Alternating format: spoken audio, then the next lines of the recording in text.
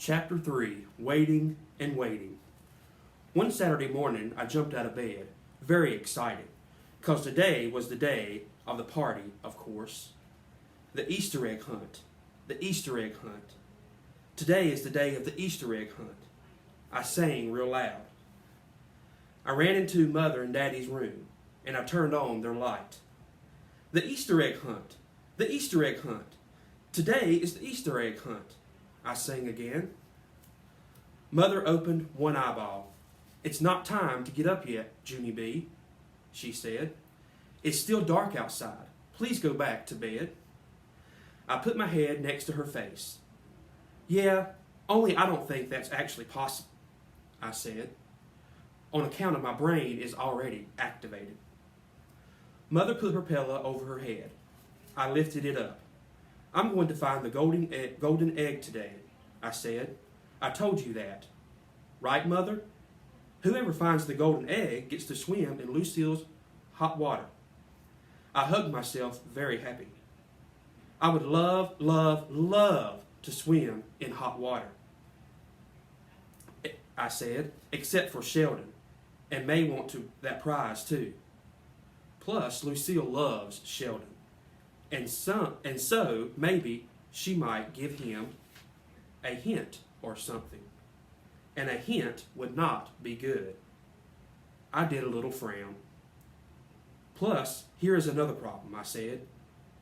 May has bird parts, and birds can see as good as a hawk. Mother pretended to snore. I did a huffy breath at her. Sometimes mothers do not act their age. Finally, I put the pillow back on her head, and I went back to my room. Then I picked up my stuffed elephant named Philip Johnny Bob, and we skipped to my closet to pick out pantry party clothes. We looked at all my fingers. I said. What kind of clothes are good egg hunting clothes, do you think, Phil? Philip tapped on his trunk. Well, let's see. Good egg hunting clothes should be easy to run in, probably. Because when you spot an egg, you will have to beat people to it, right? He asked. Right, I said. Plus, good egg hunting clothes should not be a dress either.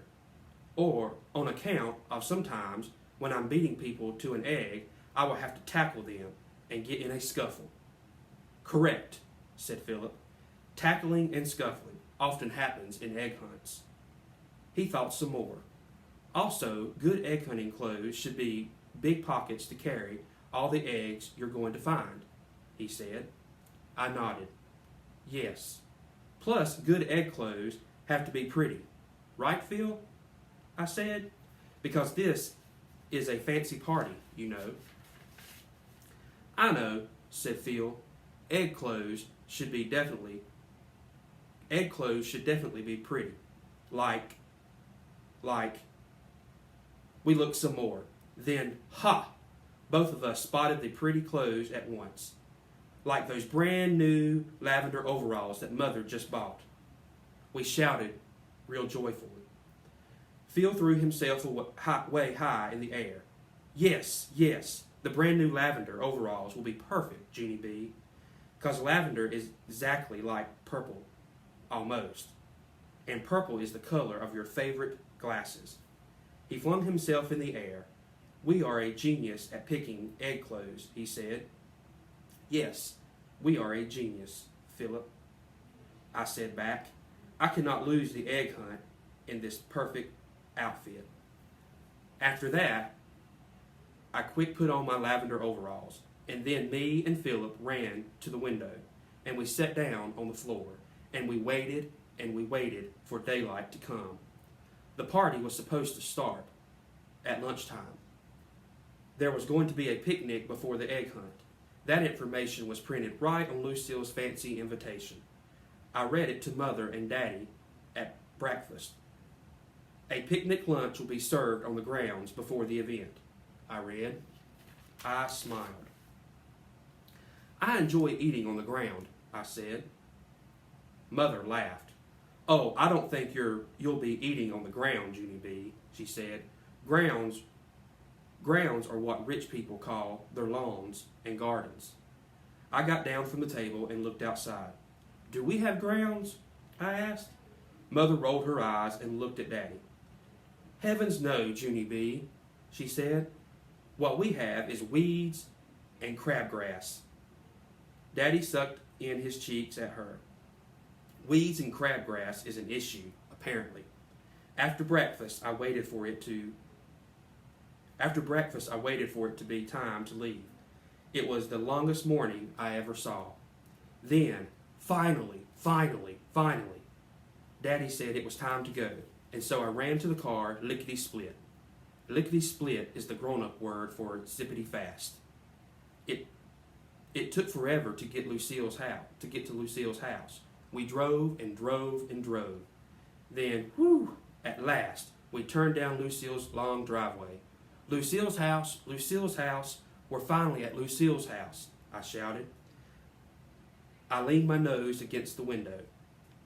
"Remember when I came here last year, Daddy?" I said.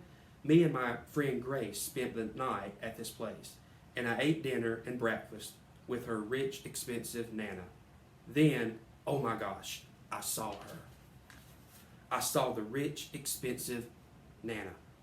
She was standing there with Lucille's mother and Daddy and brother. They were welcoming all the cars. I opened my door and I ran to her.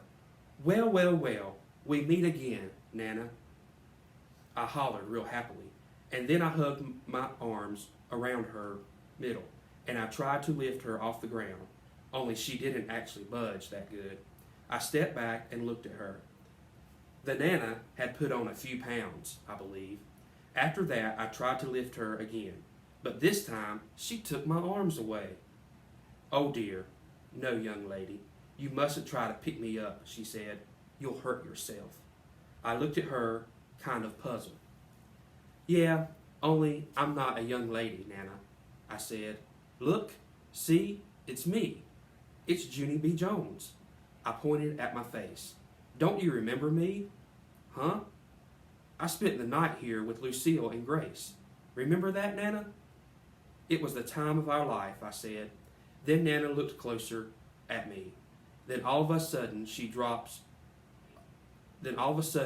of sweat came off her head. She took out a tissue and dabbed herself. "Oh my, oh dear.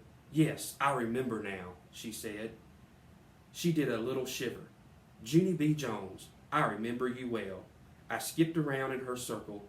"Today is going to be fun, right, Nana?" "Today I'm going to find the golden egg." After I skipped, I held out my hand to do a high five, but Nana didn't actually respond, and so I swatted at her sleeve, and that's all. Just then, another car drove up in the driveway. I turned around, and oh boy, it was my good friend named Shirley. Plus, after Shirley came Sheldon, and after Sheldon came Roger, and after Roger came Camille and Chanel and Herbert and Jose and Lenny, and then all the rest of the children in the room. One came too. Only wait till you hear this. I didn't see you know who. I looked all around to be sure. Then I crossed my fingers for luck, and I hoped that maybe my May wouldn't show up at all, because maybe she would forget that the party was today, possibly. I thought a minute. Or else maybe her daddy's car would get 4 flat tires. Or maybe his battery would go dead. Or maybe his muffler would fall off in the middle of the street. I thought some more and did a grin. Or else, maybe May was playing in her backyard this morning and she bent over to tie her shoe and fluff, she got carried off by a North American barn owl. I bent over and laughed out loud. Now that was a good one.